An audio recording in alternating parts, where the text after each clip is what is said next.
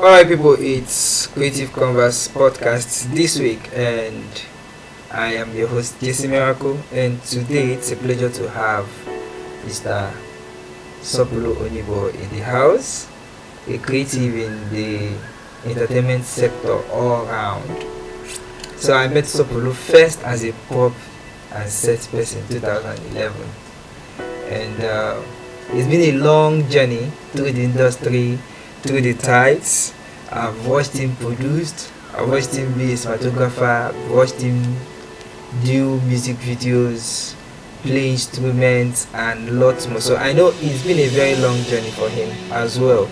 And then you know what we do here, trying to put the South is in the map of entertainment, and that sounds more like restoring our overtaking glory, because it seems Lagos has taken over from us.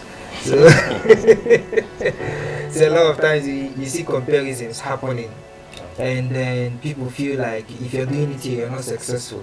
And then Bennett Wanko said it's probably because we're not telling our stories. So today we would be telling your story, and then we'll be looking at the challenges that has happened so far, and then what is there, especially when it comes to guilds, that is supposed to make this place an enabling environment as our challenges all through the journey. So what has it been like for you?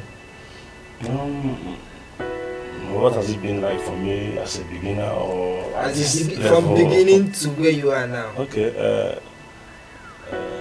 if I say it's easy, then I must be a liar. The truth is that the industry is not an easy one, and but with consistency and intentionality, we keep scaling through. At least I started from scratch, started as a PA. I did works as a PA before production manager, all that, then camera assistant. Before I finally ventured to set design, before I even tried producing my first film. So it's not an easy thing. It's not easy. But what kept me going is the fact that I actually saw myself from the beginning stage, and then I see that there is progress. From here today, tomorrow, I'm seeing growth, not just financial growth in the aspect of knowledge, in the aspect of in all ramifications. Let me just not mention areas. In all ramifications, I see growth, and that's why I kept on moving to wherever I am today. Okay, so breaking this down, I remember when we did Dance Matters. Yeah, this is my guy. I always say my guy in pop and set. My last pop and set already. So I remember when we did Dance Matters, and then that was with Frank, and then Jimmy Bukwe, and then Thespian Francis. What has it been like? What has been the inspiration behind your creativity? What is it that when you look at the scripts, this is because I think I met one of the oldest set designers as at the time of Ndo, Ben Deminfield, last weekend, and he was telling me in our own time. So, and I was trying to get this same information from him. What is it like that inspires that you look at the story and you think this is what the set should look like to give this story the life that it needs? Okay, first of all, I've not been this filmmaker that focuses on give me money, let's go to work. That is just, I've never been that kind of filmmaker. Right from the beginning days, when I started set design, if I see a script, I must first of all fall in love with that script. Then, if I love the script, the thing I'll be doing the job. I'll see myself doing the job already. Because before I go on set, I already have a picture of what I'm going to do, or a picture of what this set would look like. Even if I'm not with the director, I've not had any conversation with the director. Seeing the story alone, and in my own understanding, I can say, wow, this is the kind of thing I want to be a part of. Whether they are paying me what I want to be paid, or whether I will make it work. Because I want to be part of that story. I want to tell that story. But if I see I might see some stories and I'll be like, anyhow, we want to make it be safe. Like, even if they call me, I won't really give you that energy, because I may not really like the story. And as a set designer, I may not really get to touch your story. kind of. So So sorry, I'll be taking you back and back. And then I remember when you did Daddy's Girl. I remember when you did On Royal. I was on this film. That's the reason I have a log, yeah, of most of your works. And then On Royal, that was one that made it to Netflix. And I think for me, that was one of the big, because when John was telling me about how you guys converted the empty warehouse to the entire set that was needed, what was it like? Like, what I want to achieve with this is there are younger people who are coming into this industry that sincerely doesn't know, aside from editing, acting, probably directing and producing, other aspect of production that actually needs their hands, and they might possess these gifts, and in the course of this conversation they might see the niche, because I know you've been to the rails completely, and to become a producer, it is one of the necessities that one must go to. You must go to all the departments and all of that. So what was it like doing Oroya? okay. First of all, Royal is a project I am proud of, and it's one of the biggest job I've done as a set designer. Royal came when we started the competition for Royal. That was 2019, around September. I was still in camp then, NYC. So I had a conversation with the producer. The producer is Matthew Lambert, and I've been working with her for years. So when she sent me the story and then gave me the notice of shoots and days, I was like, I heard the story, it was overwhelming. And because I know the kind of person I'm working with, I know that she likes it big. If she tells you it's a big story, it's a big story. She doesn't compromise it. So she won't be those producers that will tell you, no, just do this thing, or really do it. No, just try and find a way to fix them. No, if it's big, she'll tell you it's big, and you have to go big. So when I got the story, I read it. I was in camp in my bed. I read it. After reading the story, I was like, when are we filming? She gave me the date. Unfortunately, the dates clashed. I was supposed to leave camp like I think 2 weeks later, and then the date was supposed to be like next week. So automatically, I was not supposed to be on the job. I told her, I can't be on this job. I'm still in camp, and I won't be leaving here until 2 weeks. So she said, okay. So I just zeroed my mind. I was like, I don't miss this job. We'll see this sweet story. Like, when I say I've missed a job, I don't actually look at the money aspect. If I see a job, I enjoy stories. I enjoy good stories, and I would like to work on good stories. So knowing fully well the kind of producer I was working with, I know that she likes to take it to the highest. So I really wanted to be on the set. So after like 3, 4, 5 days, I got a message from her again. Say, you think she will talk again? That's like I say, oh yeah, I don't push my date for you. Wow. So this is what.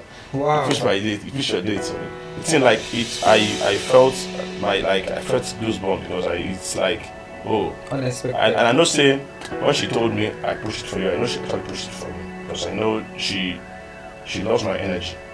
And whenever we're working, I'm a kind of person that if I work, I don't just limit myself to the fact that I'm a set designer. From a set designer yourself and see like maybe this costume is not actually good. I'll work on that and try to make it work, because film is an ensemble, art is an ensemble, so you have to touch one on 2 places to make things work out. Yeah. So I was so glad.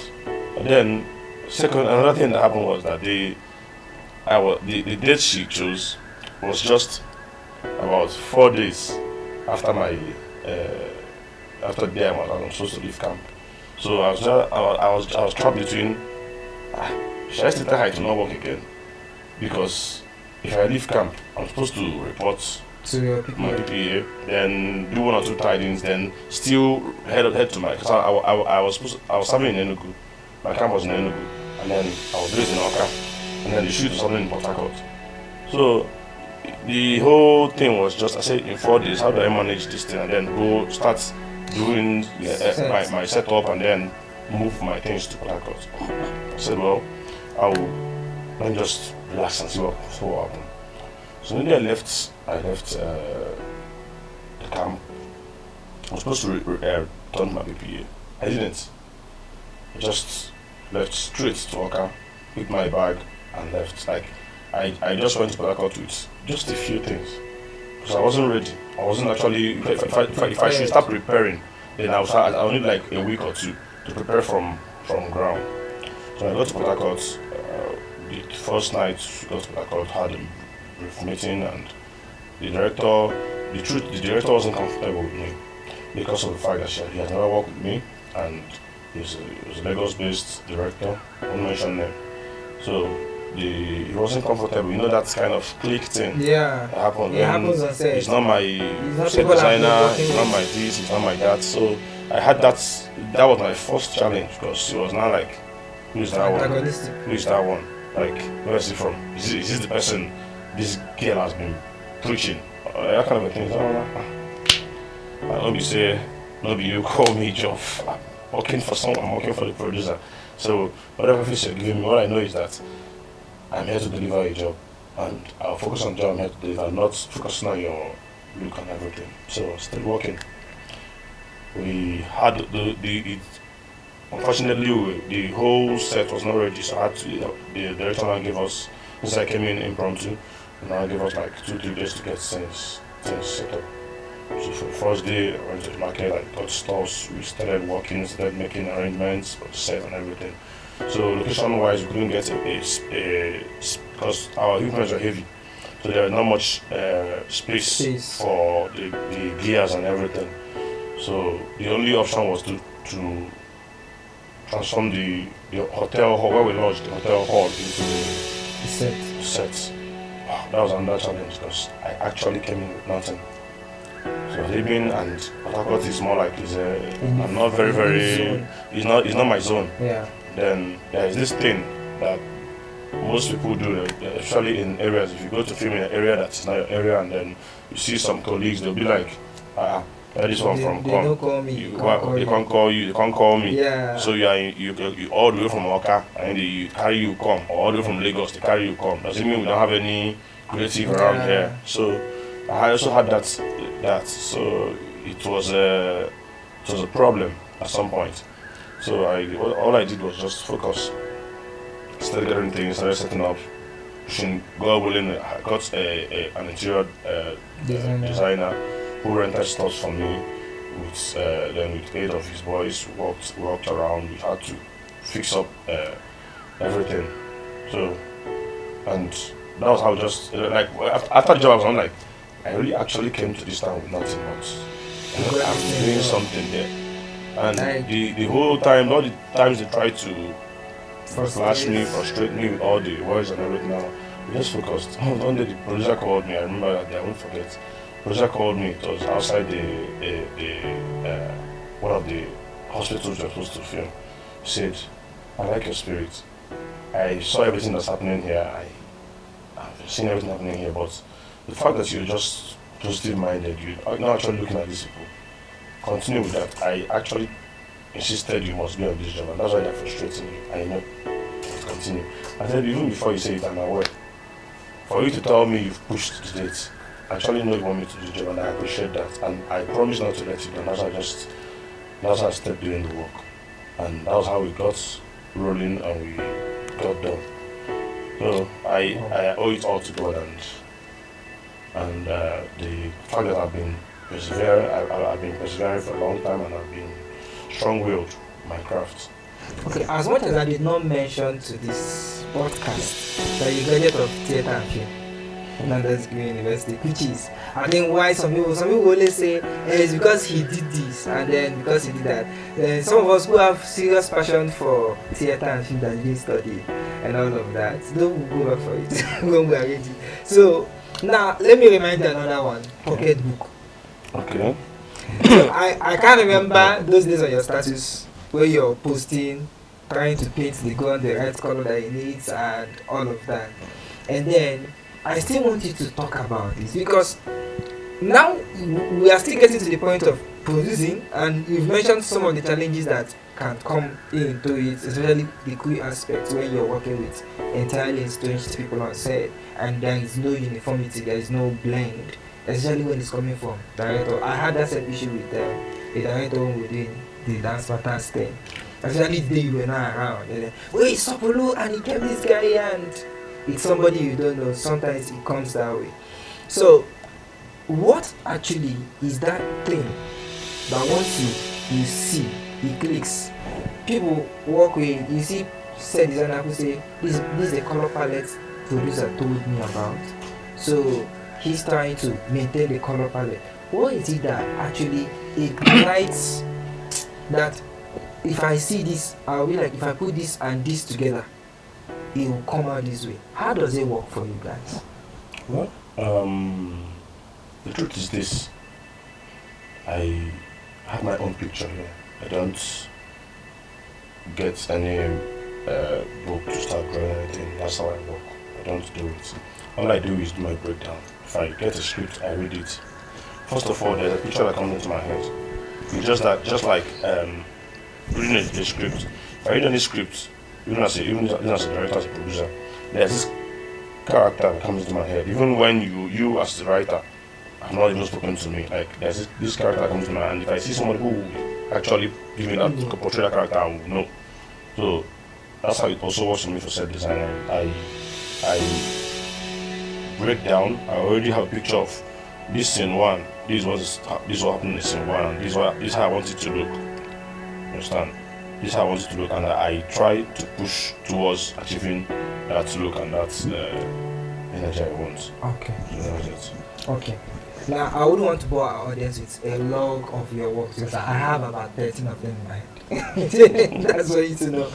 Now, you did stay dead as a producer, and I guess that was your first producing job. No, that was not my first job. Okay. I've done 3 jobs before Stay Dead, but then they were for people. So Stay Dead was, let me just say, Stay Dead my first job, my personal job, yes. So at that point, the money was coming from your pockets, like every other producer knows. There is no EP elsewhere trying to push it. What was it like? The challenges, the because we all there. So let's hear it. Okay, Stay Dead, actually Stay Dead, I had a partner for Stay Dead, and even with that, it wasn't easy because the partner, film is not just about the money. If you have the money and you don't have the technical know-how, you just flop. That's why most times you see most executive producers, they just come. What they offer? Money. They need a producer to get it happening. And that producer knows his onion, should know his onion and do all the run around for the film. So Stay Dead was the film. Let me just use the word I used. Stay Dead to test my production capability, and with it I gave myself 100 because I know the challenges I had. I told myself one thing because I see challenges most filmmakers have experienced in the past, even including me, where this is whereby you go to set, they don't pay you, or you agree to a particular amount of money, and then at the end of the day you're asking for a balance. And they're doing this. I experienced that the most. So my growing days were just so whack, let me use that word, in terms of pay and all. Excuse me. So Stay Dead, I told myself, any single person coming on my set must be paid. Not just paying you, I'll pay you your work. Even I'm not paying you your work, I'm paying you what at least. If we agree to 100 naira, you get 100 naira and even more. So, and I stayed true to that. So every single person, even those who I do not know that I called, got me what was paid. Some I even gave somebody like, really, they pay money for film? Say yes, it's your right. If I'm doing a film and I don't have money, and maybe I want you to do me a favor, I'll come to you for favor. I'm doing this as it's a commercial use, and I know there is money for it. So I have a budget for you. No matter how little it is, there's a budget for you. Yeah. So everybody, even Okapas was paid. Let me use the word. Well, everybody on the set was paid.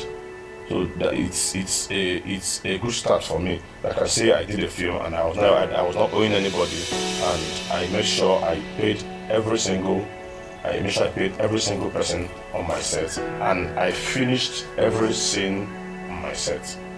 So it's a plus, and it's something I'm very very much proud of. And at the end of the day, I'm proud of the film. Even at the end product, I saw it and I was like, yes, let me do this film.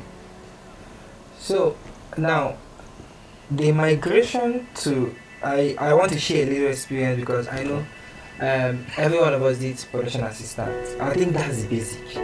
It helps you roam around the entire department, see everybody's struggles. Sometimes you try to prefer solutions and nobody really cares about your opinion. And then gradually you decide to maybe attach yourself to the department and start growing in that. And then eventually you say, here it doesn't fit me. And you move again. Then gradually you try to get yourself acquainted with the industry pattern.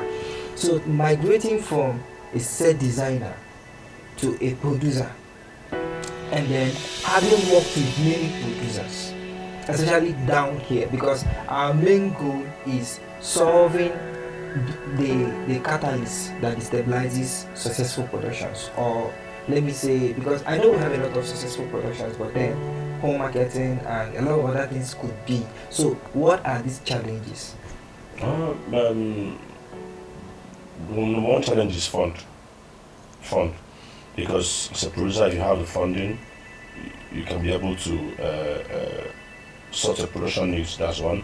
Second is marketing, because with funding you can get all the actors, all the crew, every single thing to the finishing product. But then what happens after when you have the finished product is marketing. I think that's where we have the problem. And another area we have problem is even during production we lack, especially we're talking about Southeast, right? Yeah. We lack support from the necessary authorities, the government, and the necessary authorities that are supposed to support the media, the entertainment industry here in the Southeast. Because if I have a story that revolves around maybe the police, or that revolves around maybe the government and everything, the government do not welcome you and say, come, let's partner with, or you cannot approach them for partnership and then you see, come, we're ready, or come to our police station, we'll give you a part of it. You see, most of us, we create our own sets for police stations, and then it will look so miniature, it looks so staged, because most of the time we don't have that enough funds to give it that real realism we are clamoring for. So it's a big problem. Imagine you have a film village instead by government where we can come, have everything we want. We want to film, we want to do this, we have it, our own hospital, have it. In Lagos, they've been empowered, they do it there. Go to the north, they do it there. So why can't we have it here in Southeast? All you can see here in Southeast is maybe a film village owned by an individual, and then at the end of the day, we not have all it needs to be called a film village, to just be managed as a film village, or to call it a film village. But then the film village should be bigger than what we see around here. Yeah. We call film villages. So it's a very big problem. Then the second, the third, like I said, was the marketing aspect of it. Apart from the fact that now people are going down to YouTube where you market it yourself, you push for your own audience. We had the likes of Africa Magic, because Africa Magic, let me see, it used to be where people run to. Apart from the days of compact disc and marketers and all, Africa Magic was under stuff. But now Africa Magic, they've created so many rules that will throw you off balance. Just took an example, I submitted Stay Dead. I submitted it 2 times. I submitted the first time to Africa Magic Urban. So they said they aren't buying at the moment. I should try I think Epic or thereabouts. So I submitted to them too. It's after about 4 to 6 months, I got a response. When I went to submit, they saw the film and I submitted 2 films on that day. So they saw the first one and be like, no, we can't take this. They saw, stayed there, and I was like, wow, this is good. Let's have it. Copied the master to them. So waited for a response. I even called. They said I should relax that okay, I'll get a response. So after like between 4 to 6 months, I got a call. No, I didn't get a call. I called. And I was like, you guys said maybe in 4 months I'm supposed to get a response from you, and I've not gotten any response. I said, nobody don't call you. They're supposed to don't call you now. I said, okay, nobody called me, so what's the way forward? And they said, we now have a new policy that any film that is screened on YouTube cannot screen on our platform again. I was like, wow, really? A new policy? So if I, as a filmmaker, if I make my film and premiere it on a YouTube, and then take it out from YouTube, I can't spray it on a TV. Like it sounded so crazy, and I now got to realize that it's actually a fight. YouTube, TV, like they're now seeing the competition there. So for you to give them, they must have to show it on their own channel first before you can give to any YouTube platform or anything. So these are more challenges filmmakers face, and that's why I see YouTube channels everywhere. Everyone is trying to create their own market. Gone are the days we clamor for African magic. I beg, bring them more to African magic agents everywhere. So gone are those days. And you even before you submit your film, you have to stress, you have to cry, you have to beg, you have to So there are challenges we face as producers and as filmmakers. Okay, are there ways that guilds are supposed to make these things easier that it's not actually taking place? Because we need to equally call a spade. As much as sometimes we don't like to watch our little innings and put them outside, but then I can't belong to an organization, an umbrella body that is supposed to bring certain things easier to my effort as a producer, and it's not happening. Like this morning I called the AMP president. I chatted out and like, how much is it to register AMP? And then she gave me feedback, and I then asked who is in charge of the list of an AMP in particular. So we'll give you a contact person when you've registered. And I'm like, can this contact person be reached without being a registered member? And what are these challenges? Because I know one time we've had this conversation in, I think, my creative program again about dramas and film. Where are we expecting youths to come in that they are not coming in? Let's spell these things out so that youths, coordinators, chairmen would know. This is the reason why I don't care as a producer at the moment in Anambra State. I don't care whether you're CSN or AGN. So long you're good, I'm going to employ you. And if your guild comes to my set, they will write me an undertaking that they will pay you the exact money I'm paying you, and possibly before they can take you off my set. Okay, talking about guild, I personally do not always like to talk about guilds because I see them as they don't actually function as they should. Especially here in the southeast. I'm talking about southeast. I don't know what it is in the west. What it is in the west. Take for example, let me start from the Actors Guild. You're a guild. I think one of the most organized guilds you have now is the DGN. I think to an extent, I think that they are more respected because they are more organized. Take for example the Actors Guild. If I want to join the Actors Guild today, nobody will have to question me over anything. Like an actor, you want to become an actor, you call a guild head or anybody, and they'll tell you Actors Guild form is 20,000. You pay the form, bring a passport. The next thing they give you an ID card. You're roaming around the whole street, calling yourself an actor, attending audition up and down. That does not make you an actor. Okay, I tell everybody, I take this business we do is a serious business. I studied film. If I had not studied film in university, I would have done a course in filmmaking. If I want to be part of this business, it's a business. Some people will be like, I don't find work, I know, I beg, I want to act. If you get film, you call me, I want to act. No, it doesn't work that way. You can't walk into a bank and tell them I want to work. before you become a banker, you must have at least studied maybe accountancy or economics or something related. Even if you don't, you have to pass through series of tutorials for you to be able to work in a bank. You can't just walk in and maybe because you know a manager and then they'll tell you, yeah, come start work tomorrow. It doesn't work anywhere. So why are we making film look like it's nobody's business? If I am I'm in the affairs of the guild and someone wants to become an actor, first of all, required to know the trainings you have as an actor. Have you been part of any institution or any maybe filmmaking master class, or even if it's 1 year, even if it's 3 months, even if it's 6 months, I don't care. So far you've at least passed through a particular procedure of learning film first. Or an acting. Even if you self-trained, like there should be series, just like the Directors Guild. Unlike the Directors Guild, if you want to become a director, they have criteria.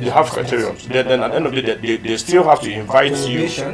They invite you for questioning. They'll ask you about directing, a lot of things about directing. And if you don't answer, they'll sideline you. Same thing should be in acting. You see most people who clamor and shout they are actors, they're part of actors, they can't even make a straight statement. Can't even write. Because I know Chibueza is a director. Because I know Chamaka is an actor. Because I want to be an actor. It's even difficult to enter any family now and one person is not a filmmaker. Exactly. From the streets. So these are ways we can curtail this.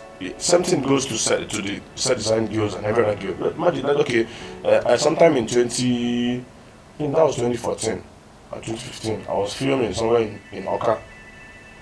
And then we called a set designer to come with a gun prop, just the plastic guns we use for film.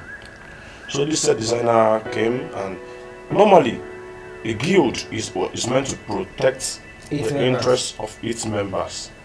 That's one of the core roles.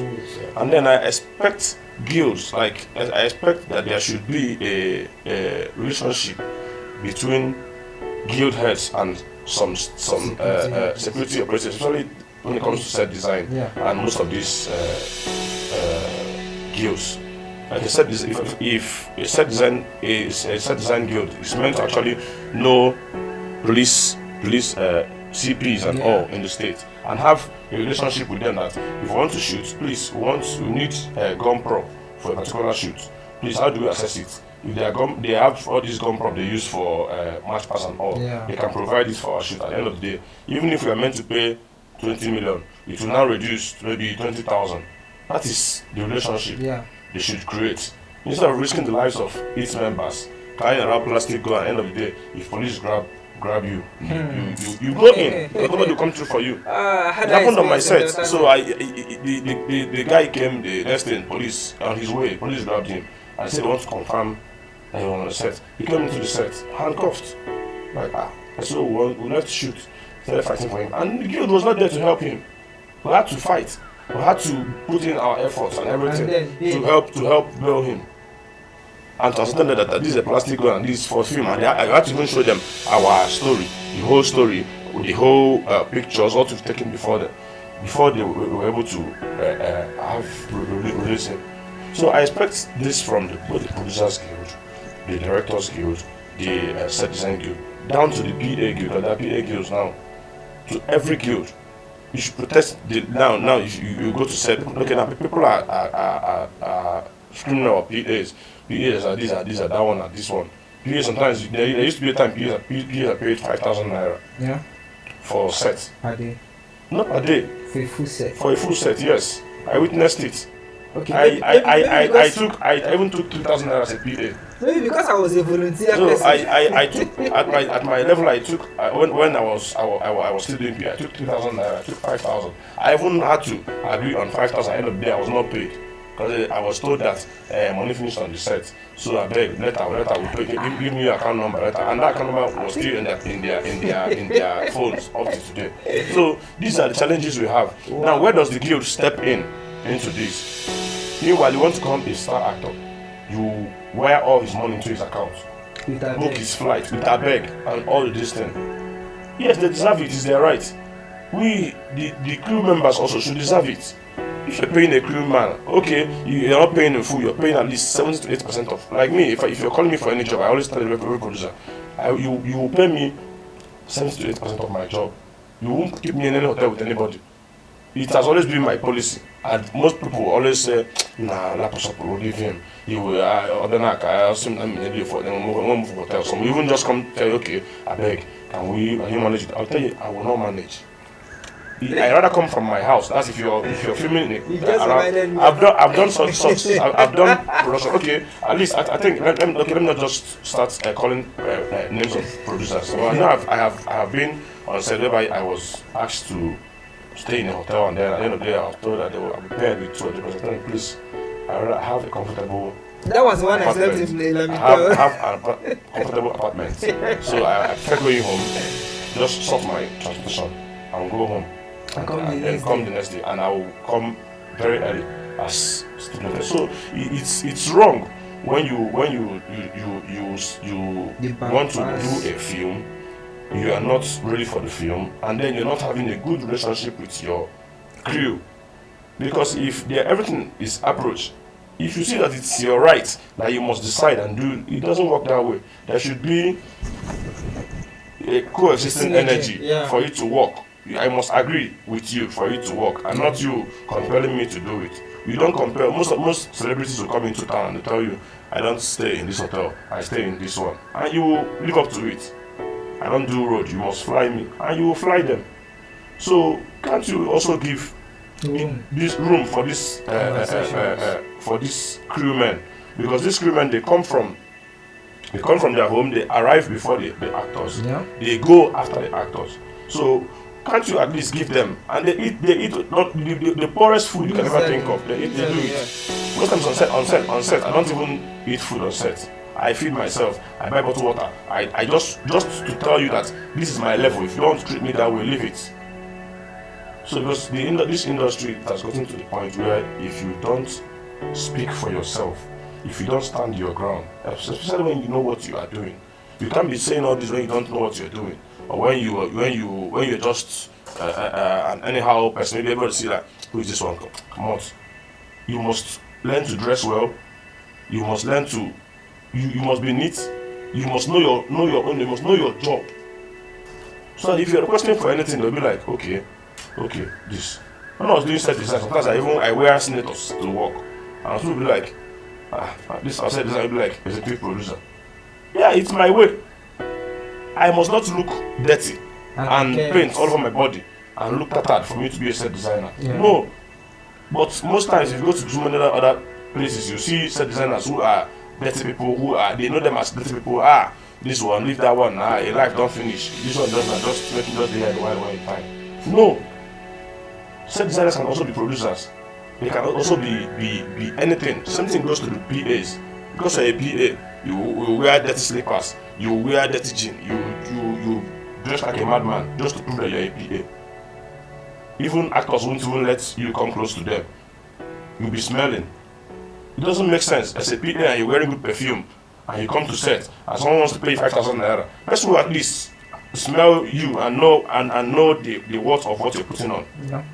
And then you like, this 5K, this is not going to 5K. If someone who wants to be a PA walks into a set, and from his appearance, you look at him, you should at least say, shouldn't I be a executive producer. So how you dress also matters most, especially in the industry. I had that experience a couple of times. But then when you were talking, you reminded me of our Udi experience. That was I laughed. Let's not just mention names, because if you start mentioning names, No, we're not mentioning names. It's just that sometimes, this is, if not for the experiences you had, you might not have set the standards you're setting now as a producer. Because I remember I used to tell people, this rumor that always go about that Nollywood people kills themselves. This person went to set, he came back and he was poisoned. I told a friend one day that I can tell you that 20% of these people actually died of food poisoning and nobody actually put anything in their meal. It's just because I was trying to be understanding. It's my friend's job. I couldn't just say no. And then in the process, you took what your body didn't want. And in a country where, and a system where the medical system is not really helping us, because even to do your own HMO, it's difficult, even as a show business person. You go out there to do show business, to do your HMO, you're giving protocol, you must be earning a salary, your tax must be taken from a salary, and you're trying to tell this person that, see, I'm a filmmaker, I don't earn salary, but I can meet up. They're telling you to get somebody that is level what to shorty that. I had that experience. I don't want to mention the ministry's name, but it's very bitter. And then at the end of that, I had to go start looking for a doctor to help me get some of these things done. Back then, till my doctor had to do that. So, if not for the experiences you had, you might not be setting these standards. And to be honest, some people are actually naive. Some are. Just like I said, it's hard to enter a family now, as it stands in the present day, and not see one or two persons who are acclaimed filmmakers. And some of these guilds are not helping. AGN, like you cited. Okay, let's say this person comes in the way they come in, because yes, we're not meant to chase anybody away. And then you're now looking at their program. Where do these master classes come in? Because it is not about getting people in to pay monthly dues, which they hardly pay. But then, where do we organize programs? Recently, I think of Emeka Ulas. Recently, I saw the health program he did.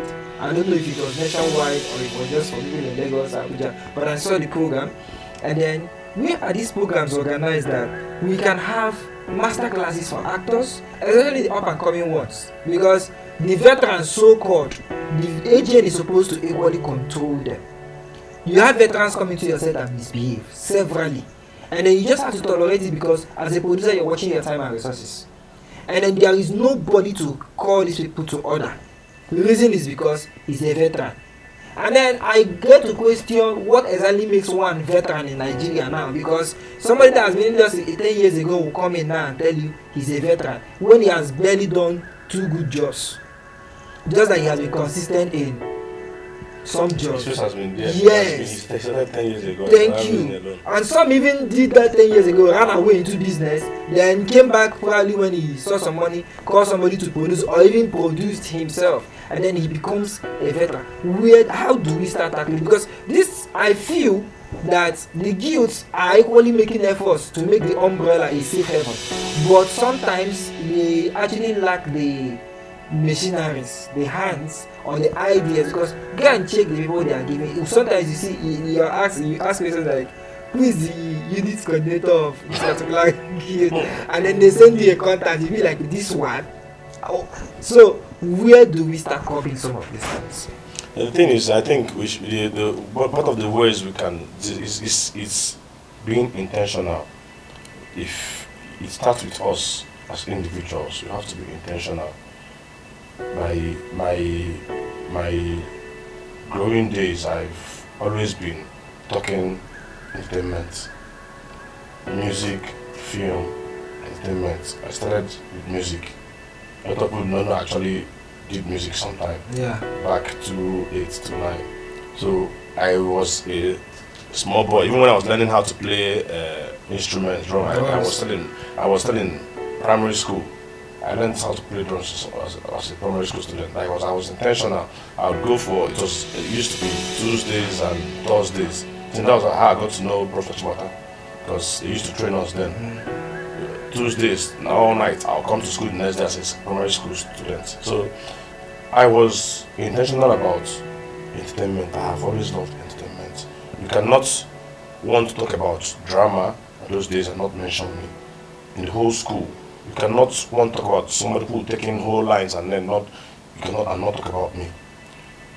And when I was about going into the university, we have plenty of conversations with my uncles. Some people ask me which course you want to do. They'll be expecting me to say accountancy, engineering, doctor.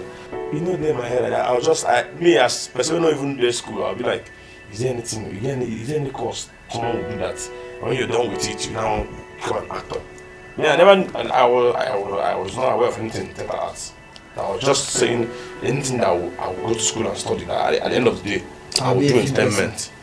And they say, yeah, there should be, but all those things, money, nothing, you not get money. Oh. One told me then, I remember, and said, if you can study a professional course like accountancy and this and this.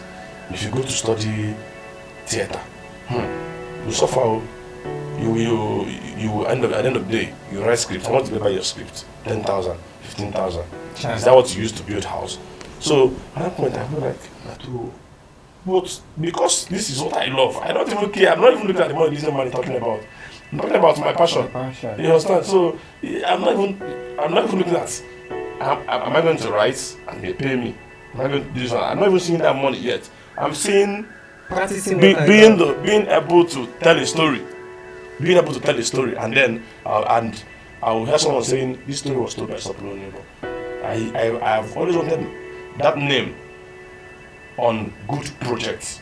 That has been my zeal, and not even about where you paid 1 million, where you paid 2 million. Because at the end of the day, it's not the amount you pay that matters the most. It's about how many good jobs have you done. Yeah. And people look at your job and say, okay, this guy is the right man for the job.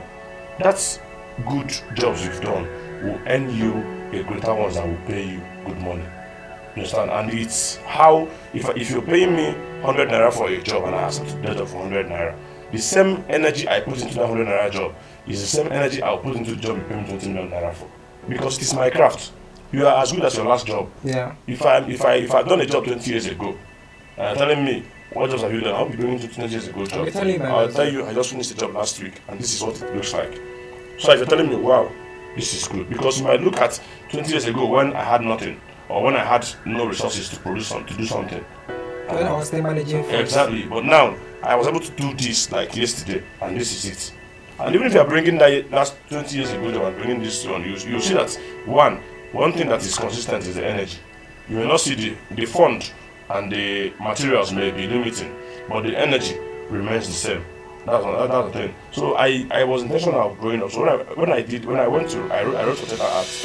First I didn't get. Second one I didn't get. Had to do diploma in theater. I went to do diploma. From there, I didn't do diploma. I wrote the third one. Finally I got, and I switched immediately to regular. Continued.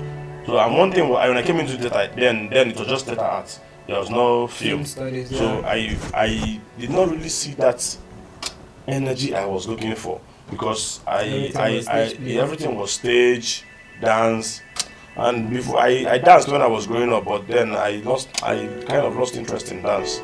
So I was now looking at the film. I want to carry cameras, I want to shoot films, I want to be seen on set, not even necessarily acting. I want to walk, do those things, and then that makes one a filmmaker. So at the end of the day, I started going to sets, going to auditions. I said audition, I go to audition, and I'm not even interested in acting. I'm interested in becoming part of the crew and doing one or two things. So that was it. So it's about intentionality. If you are intentional about whatever you're doing, you will go far. But if you just want to do something because people they act, no we act now, we want to do this acting, no just do this acting, you realize that at the end of the day, you're not going anywhere. You're just stagnant. Because all you do is maybe if you see a celebrity now, you lose yourself, you lose your guide, and then you start running around celebrity. You want to be like the celebrity, you want to be like, then losing the real you. Yeah. So that is it. So now I have a concern, okay, because I always say my way it pains me that I will produce a movie, censor the movie, and there is no regulation as to what the market, the offer should be like, especially for those who are looking for buyers, like you mentioned African Magic. These negotiations are done independently.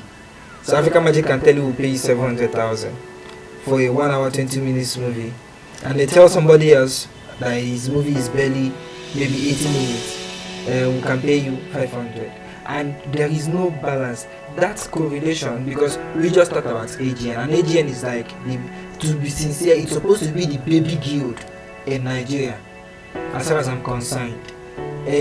AMP, which is AMP, Association of Movie Producers, DGN.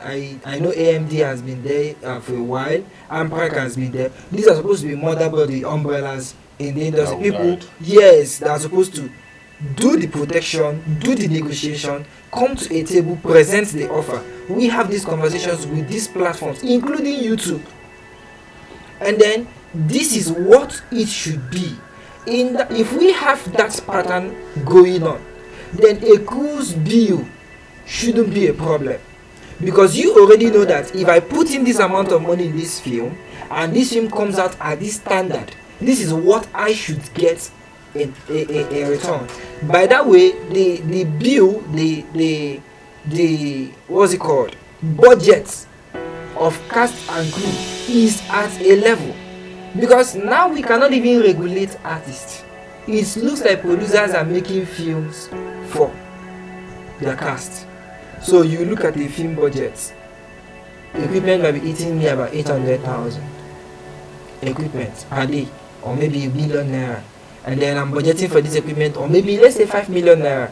And then for the kind of films we do here majorly, which is barely 1 month, the highest I've seen is 1 month down here.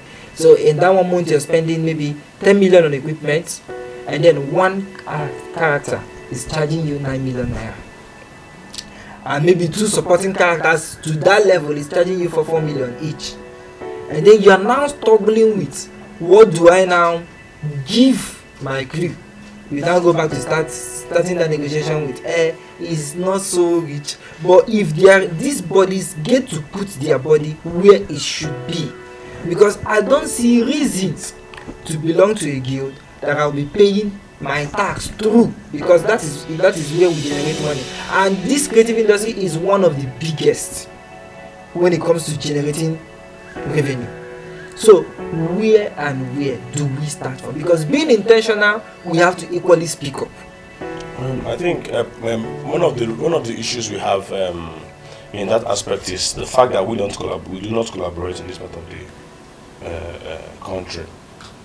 Here in the East, we rather compete than collaborate, and it's a very bad thing. I have worked with a whole lot of persons here in the East. I have worked with a whole lot of persons, and I realized that 90 to 95% are all about themselves, both in the money making and the business aspects, all about themselves. I prefer collaboration, and that's why most times I feel like I'm just the one left out. Like, I feel left out maybe in the circle of 20. I'll be like saying only me and this person, I ain't just there. If you're having a conversation and I'll be seeing where the conversation is going to, I'll be like, hey, why I even come here? You understand? Yeah. I am not the kind of a filmmaker that you will have on your job, even as a set designer. Even up to now, I still post people's film I did 5 years, 6 years, 7 years ago. I still post them. I still ask them, how far this is our film, how far you come out and you don't come out. You've paid me. Most people don't give a damn about it. If you just pay them. No, but none of my crew, just very few of the cast has asked me how far I'll stay there. Some don't even repost. They don't even care. They don't even repost it. Some people who repost it because they don't be saying as Sopulu. Am I now a person? No, we do it for her. Or maybe because this person looks up to you, or because some person maybe eats from the pocket, or some person is a loyalist. You understand? But it should go beyond that. If I see a film from a fellow creative, I repost. There are people I repost their film that I don't even know. Exactly. I don't even make care to know about, because I know it's a work of art, and these people spend millions on this, so they should get a return of it. Yeah. So it's what I'm saying in essence is this: we should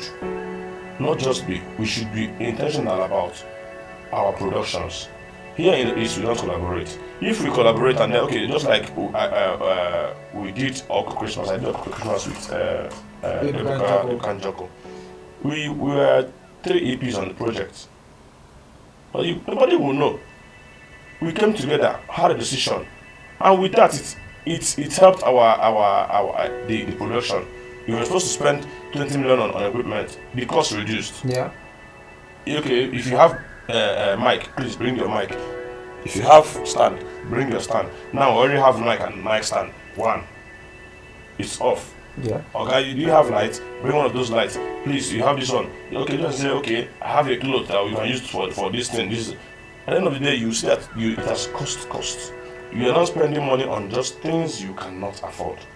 But you see somebody going as far as Lagos to carry equipment for production because say in one brag say he used one of the best equipment in Lagos. He used one of the best this one that. If you go to Lagos and most of these places, why they grow is because they collaborate. If you see where Kunle Afolayan is doing his film thing, you must see people like Aluchi them. You will see like these people will come together. They will come and give him that maximum support.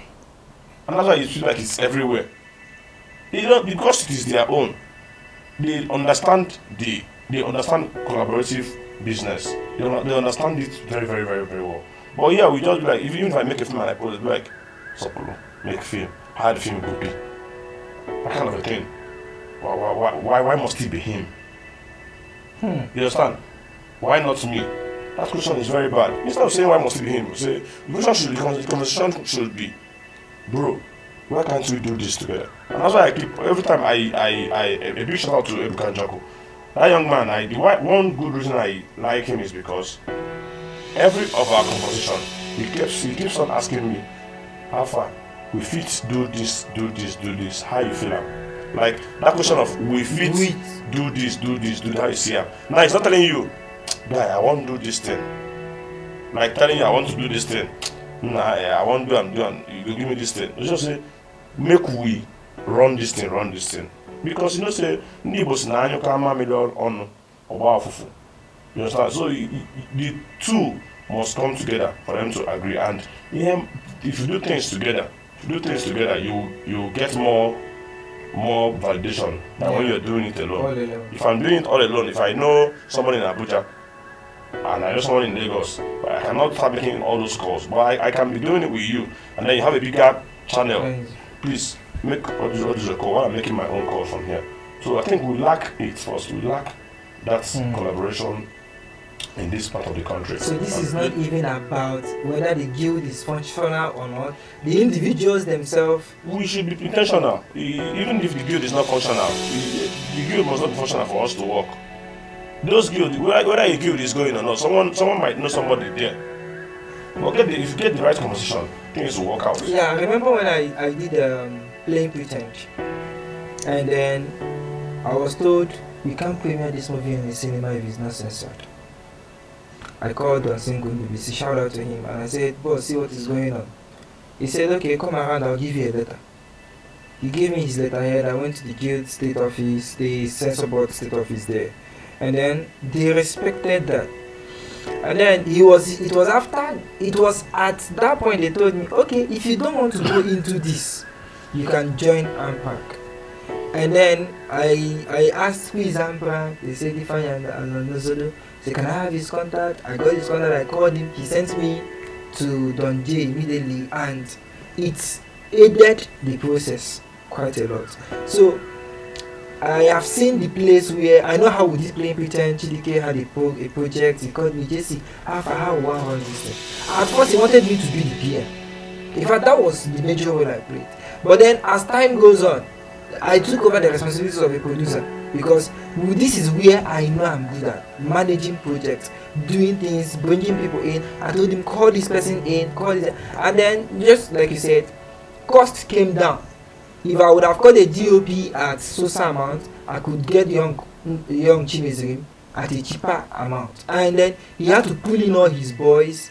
I can't remember how much we later paid some of them, but then it was at the basic and minimum our funds can afford. So before we start wrapping up, there are ideologies circulating around this industry, especially telling our story. People feel like we are not telling our stories from our perspective, and then there is this contrast of you have a Yoruba man, this is not being tribalistic, telling an Igbo man's story. So maybe because he's looking for the right market where he can recover his money, but we have the resources, we have the personnels, we have possibly the equipment to tell these stories, our pattern. What is stopping us? Okay. We still falls back to being intentional. We don't celebrate what we have. That's back home. We don't celebrate what we have. You see a Yoruba man making a film in Yoruba, no subtitle, push it to the cinema, and it grosses massively. You see an Igbo man making a film, subtitling it, not even using Igbo all through, but having some little Igbo stuff and then putting it out in the market or putting it out to the cinema, and yet you just see very little effort. You don't it don't be grossing much. And then you ask, what is the problem? Now, we the Southeasterners, we don't invest in film, in entertainment. Even those who do invest in entertainment, they invest in entertainment outside here. You do that in Lagos. Most of these big films we do. So have you left Nigeria? Most of the big films you see in Lagos, Abuja, in North and all, most of their core executive producers are Igbo people. Yeah. Are Southeasterners. Go and check. Most of the big projects you see, the core people you see there that are their backbone are Southeasterners. Now why can't you bring it down home? Okay, for example, when we did Uno, we put out Uno in the cinema and had a very big challenge. Anambra has just Anambra had just 2 active cinemas. Since the Saturday we did, okay, sorry, 3. Saturday we did Uno. That's Rainbow Cinema Onisha, Zara Cinema here, and Mila Cinemas. Because Annabelle was under construction. I think they're on break for a long time. So imagine these 3 cinemas, and yet people in Anambra don't even know we have cinemas in Anambra. Like, so a lot of people who chat me is like, Anambra Cinema, Oka Cinema, really? Are there cinemas in Oka? I was even telling them, see the location, this. So you go to Enugu has just 1. Viva. And that one is not even strong. Last time I went to Viva, we were watching a film, and then there was no AC, nothing functional. Like, heat won't finish everybody for inside the cinema. So we are not intentional about making all this. Imagine if you come to Oka and you have up to 5 cinemas in Oka. You go to Nne, we have 5 cinemas in Nne. Yeah. You go to Onisha, biggest Onisha is, and have up to 5 cinemas in Onisha. Go to Lagos. Just only one area in Lagos. They'll be counting cinemas for you and they'll be grossing. Yeah. Just one small area. But here, the whole of Anambra, you have to even go to Owerri. Owerri, I think just 2 or thereabout. Abia State, the same thing. Abia, we had one in Oma here, and then one in Aba. So that was because I personally toured with Ebuka on Uno. We drove to all these cities to checkmate. And unfortunately, imagine we made Uno in Enugu. And Uno was premiered in Enugu. I had our watch party in Enugu. When it was out, it showed in Enugu. I think it was for 2 weeks or 1 week. They removed it. Why? The response we got was that the organs at the top are shooting a new film. That's why and we told them, okay, the CEO of the Bitcoin chief, the CEO of sorry, what's his brand name? Voice of the East, the CEO of Voice of the East, Okay. gave us 1 million naira and said we should use it to, because he watched our film, his team watched him and they wanted to support the movement. So we wanted to give out free tickets to various cinemas in the southeast. I can hear that. So when we went to Enugu, they told us that our film is at all the cinema. I said, we are willing to pay for up to 200 persons that will come and watch this movie. And people are willing to watch, but they said they're not showing the movie any longer. All efforts, we tried all our best. It was not working. Why? Because the cinema was not owned by an Igbo man. So you cannot tell someone who is in Ibadan what we're doing here in the East. You can't tell him. he works with their guys at the top over there. So imagine doing such a thing. Imagine the 5 cinemas in the east in Enugu being owned by an Igbo man. Why can't I walk up to him and tell him, sir, this is our film? He will even be championing the promotion of the film. Yeah. Because it's our own and it's our story.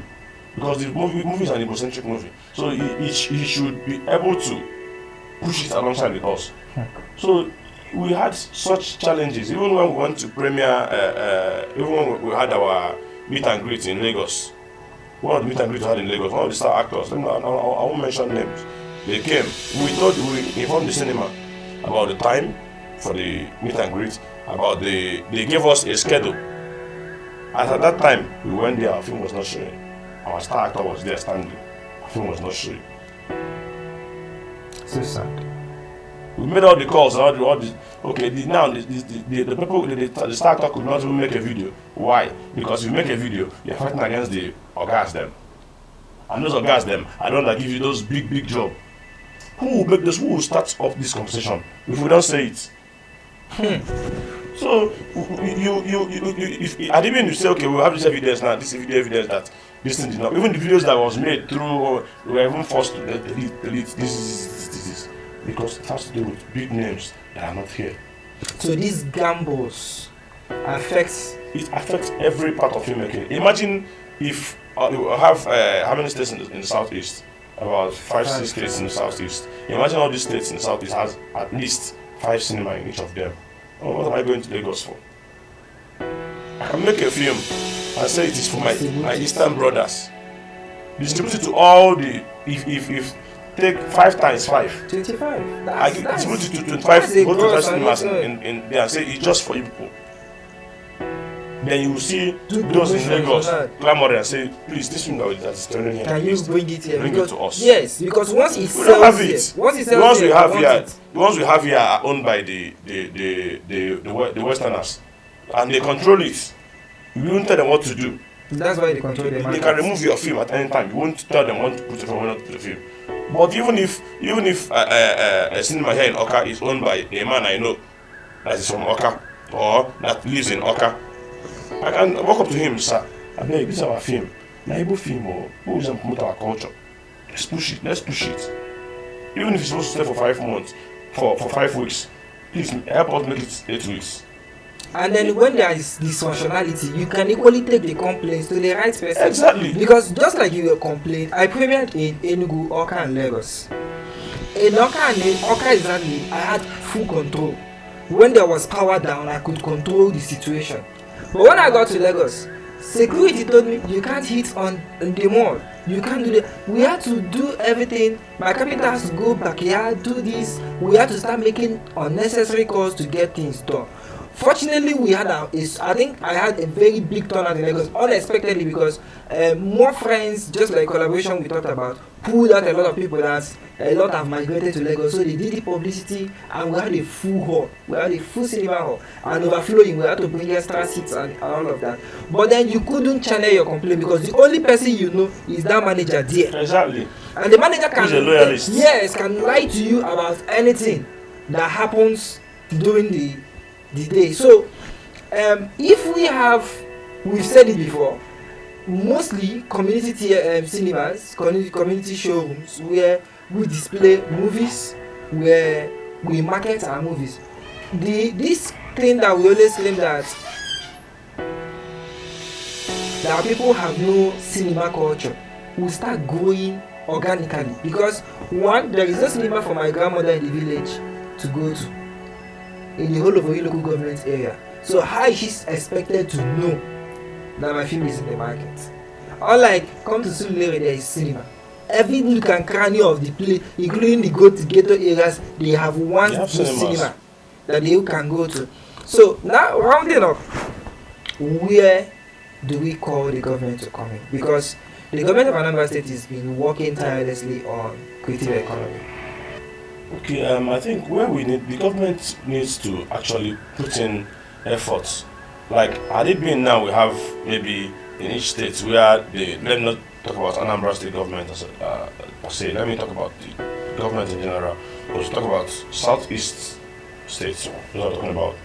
Imagine we have a government-owned cinema here in Anambra, government-owned cinema in Ebonyi, in Enugu, in Imo, Abia State, and the rest. Imagine we have such, and they are all functional. Now you can collaborate with them. And make a film, knowing fully well that they also distribute the film and market it. Now, this also gives birth to other independent owned cinemas. Private cinemas. Because if you watch now, there's something trending now. People go to bars,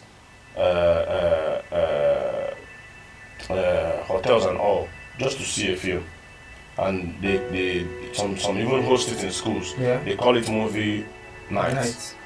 I've had conversations where I tell people that it's wrong, because if you don't understand film, you will always they're doing movie night. Let's go. I told one of my church people it's piracy. So I I even had a conversation with someone 2 days ago, and I told them, you're posting this and you're a film person, and it's wrong. You're doing this, and you're selling tickets. And you're part of it. And you're selling tickets for it for movie that the producer is not aware. The response I got was, after all, in Nigeria, who won't feed me? This. I said, well, it's fine. I pray we don't fall a victim of such. When I made Stay Dead in 2020, I made Stay Dead in 2021. 2022, I started distribution of Stay Dead. After I did the cinemas, I dropped a trailer. Someone pirated it. Someone put it on his own platform. I don't know who the person is. Even before I put it on YouTube, I don't know who the person is. I searched it. I've seen my film online, like a trailer of it. I said, the person, this is piracy. Why are you doing this? Please take this film down. No response. So when I gave to first YouTube company I gave it to was Afrorevo. I gave to Afrorevo. I signed contract with them. So Afrorevo put the film. The next thing I got a mail. They said, my film is not going. So how is it not going? Say it seems like someone else has already uploaded this film. This. Really? And I went to the channel. The person was already grossing money, making money. Say from film I never see 100 naira from. Another person they make money from. So I had to even show that I was the owner of the film. I provided my ID card, provided some BTS of the film, just so that they can flag down the other person. So that's how the other person was flagged down, and then the film was uploaded in my name. So these people who are not filmmakers, who do not do this business, may not understand this whole thing. If you're doing a movie show, you're showing somebody's movie without the person's consent. Yeah. And you're charging people money for it. It is theft. It is piracy. It's gross piracy. Because most times you even clone the movie to do it. Now, and there's another thing that I tell them, especially those here in the East who do it around here in the East. I tell them, imagine producers around you who are filmmakers around you. Instead of saying you want to bring this film, even if it is foreign movie or this, and then want to show people and collect money from them, can't you call Mr. A or Mr. B that you know that is based in this town or in your town or in another town around you that has made a film and be like, please, we're having our movie night. Let us collaborate and share and do your film. Maybe we'll share 50-50 or 60-40 or there any way, any percentage way. Now you're promoting the person's film, you're promoting our culture, you're promoting our indigenous filmmakers. And also, you are doing business and doing the right thing. Yes. Rather than going online, stream someone else's movie or download someone else's movie and play for a crowd and charge money from them. And the original owners are not even getting a dime from it. And you see it as a joke. And you see it as not something fine. Well, I would say the authorities are supposed to be doing that. The authorities who are in charge of piracy and all are supposed to be doing it, are not doing it well, and these things are flying online, and people are not. These conversations are not popping up. And even we have these kind of conversations going up, people talk about it, educate people on what piracy is all about.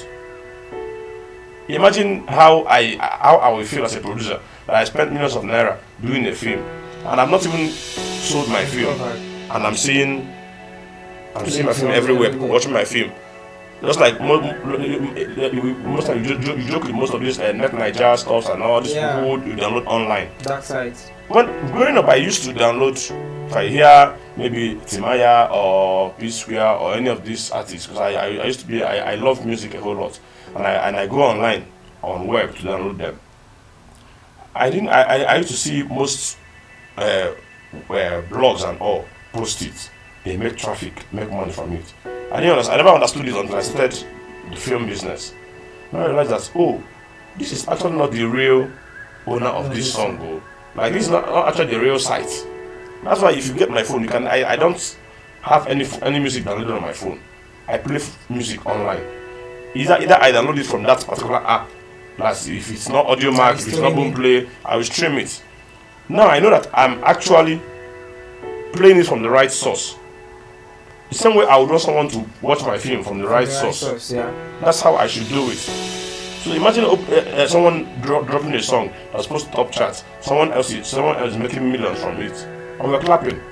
A film will drop in cinema. Someone told me, up to today I've not seen. I wanted to watch Living in Bondage, the sequel. Then something happened that period. I couldn't watch it because I'm not a fan of watching movies when it is happening. Like when everybody's clamoring to do it, I can watch maybe if it's leaving the cinema this week. That last week I was going to watch it the last week when I know that the whole noise is down. That's when I watch it so that I actually understand it. I'm not seeing what people's review and all. So when I see things like this, I'll be like, why is it so? I've not watched Living in Bondage. Someone has offered to show me Living in Bondage on the phone. I said I don't want to watch it. It is wrong. Yes. So even the we need to start these conversations of piracy and people putting out other people's film without their consent and all, because it has eaten deep into us that even now if you drop a film, people will be like, "This is not 2 weeks to go leak. We'll go this so app, Telegram channel. That's so bad. Go carry them." It is wrong. So someone will make a film with 50 million naira, and someone else is there making millions of naira from it. Why the owner of the film has not even made 100 naira from it? And you're downloading with your 50 MB. And you get. So Toyin took this fight to another level recently. I think 3 months ago, some people pirated a movie and she had to follow it up. Like it took her weeks. You needed to see her do videos, grant interviews. She was crying, and these guys were, and they didn't know she was actually on them. Like she was tracking them until she got all of them arrested. I was like, so actually piracy can be fought in Nigeria, because it looks like piracy is something. It can. You know, what people do now is they only wait to fight for it when it comes to when it comes to them. We can't, because I know those days that we used to have people like Oluche Corps. Before a movie starts, you hear them say, yes, don't pirate this movie, say no to piracy. I care about what they were doing. If you see any movie in this disc, it is not good, don't buy it, the marketers, and all of that. So it's time that, and this is equally a place where guilt too have to play a role, because we are all victims of this. We are all players in the game. You might say, okay, I'm not doing it, but you have Movie Box. You have Movie Box in your phone. You're downloading movies on Movie Box, and Movie Box is not paying the real owners of this movie. I have not heard. No royalty. There's no royalty to it. So aside from YouTube that we know, and Tubi that is gradually grossing audience, some of these platforms where you get these movies are not paying the owners. You just go to a Telegram channel. Suspicion just came out how many days ago? Suspicion is already on Telegram. In fact, I was in film school the other day, and then somebody said, I can send you the link. Mm-hmm. And I said, send the link where? He said, you can send it to the class platform. So I said, do you even, and you're in film school, like, do you even understand what that means? What you're doing. I think why we're not having this concern is because maybe people of the old, when we had the compact disc era, where marketers would market this, and then before a film will start, to see someone saying, say no to piracy kills, this and that one. I think it's because then, if you have a compact disc, you can equally reproduce it, yes, into disc, hundreds. Yes, of so, but now films now come in compressed form where you can put it in a drive, and if I don't give you that drive, you cannot access it. So what people do now, they go online, clone it, and then you cannot compare the quality of what they clone to the original quality. So, but then you will have access to the master plate from the EP. So I think that was why they actually fought against it that way, because the piracy was like, so they will even give you room to pirate it. They gave you room, but now in these days now, don't see people even source for the room to pirate. They force themselves into your film. They find a way, even through the cinemas, even through your editors and everything. So even any means. So that's why you guard your film. You guard it the way you guard your heart to avoid being pirated. Because nobody talks about it now. It's no longer in the conversation. We don't raise that conversation now.